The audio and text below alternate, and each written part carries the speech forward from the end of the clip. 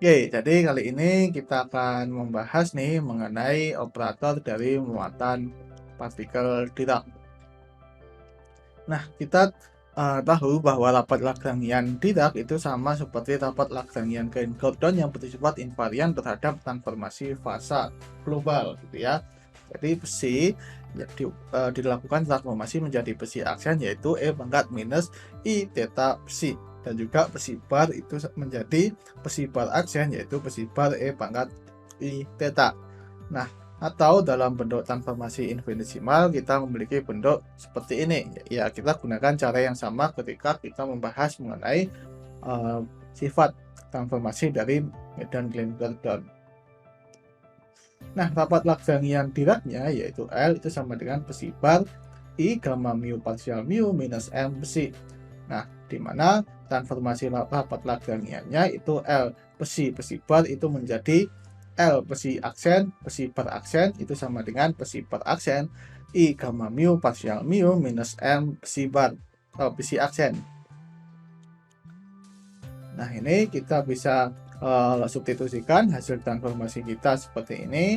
Nah, di sini kita tinjau untuk theta parameter fasenya itu nggak bergantung terhadap ruang gitu ya.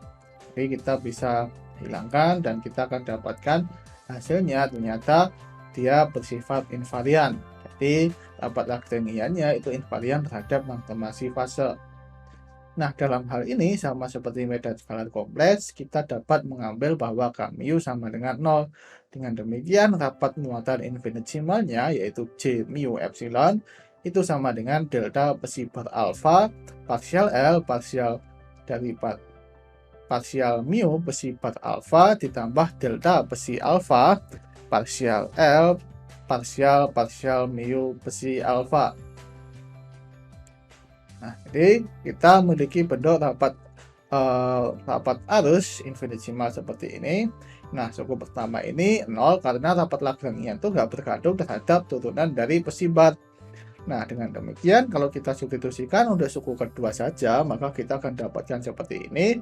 Dan ini tidak lain adalah epsilon besi bar gamma mu besi. Dan ini kita definisikan sebagai epsilon J mu, di mana J mu-nya itu adalah rapat muatannya, yaitu besi bar gamma mu besi. Rapat arusnya itu memenuhi persamaan kontinuitas, yaitu parsial mu J mu sama dengan 0. Nah, muatan yang kekal itu berkaitan dengan transformasi simetrik dari sistem, yaitu Q sama dengan integral dari J0 pangkat 3 X, gitu ya, dan itu tidak lain adalah integral besi dagger besi D pangkat 3 X, gitu ya. Jadi ini tidak lain adalah seperti bentuk integral pada persamaan Schrödinger, gitu ya, ketika kita mencari nilai probabilitas. Nah, di sini ternyata untuk besi yang merupakan spinor Dirac itu ternyata menghasilkan muatan di sini. Nah, dengan menggunakan dekomposisi medan, operator muatan yang diurutkan normal itu dapat ditulis sebagai Q seperti ini gitu ya, Q urut normal. Nah, apabila muatan yang diurutkan normal kita tuliskan Q saja, nggak perlu pakai titik 2 untuk mempermudah. Bekerja pada keadaan kuantum yaitu Q ketika bekerja pada rate 0 dia akan menjadi 0 gitu ya, jelas ya, karena di sini ya kan ya dia nggak bisa diturunkan lagi. Kemudian ketika Q bekerja pada ket Ks, maka ket Ks itu adalah C dagger Ks ket 0 gitu ya. Jadi dan Q-nya itu seperti ini.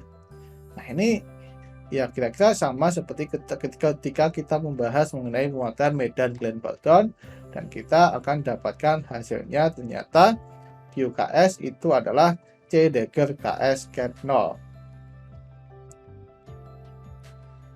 Dan itu tidak lain adalah ket KS.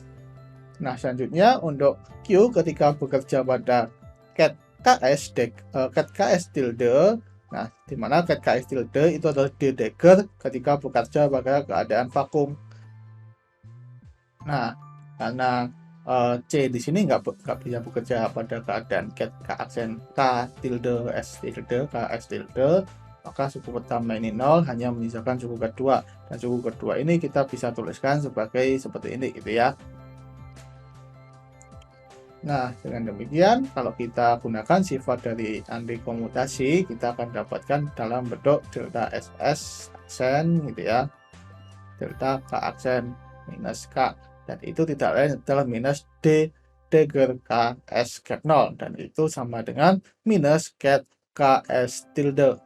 Nah, jadi terlihat bahwa keadaan vakum itu ternyata bersifat netral, sedangkan dua keadaan dengan massa yang sama adalah keadaan eigen dari operator muatan dengan nilai eigen plus minus 1. Dengan demikian, operator C Dagger dan D Dagger itu adalah operator pencipta partikel dan operator pencipta antipartikel, namun keduanya sama-sama memiliki energi positif, gitu ya.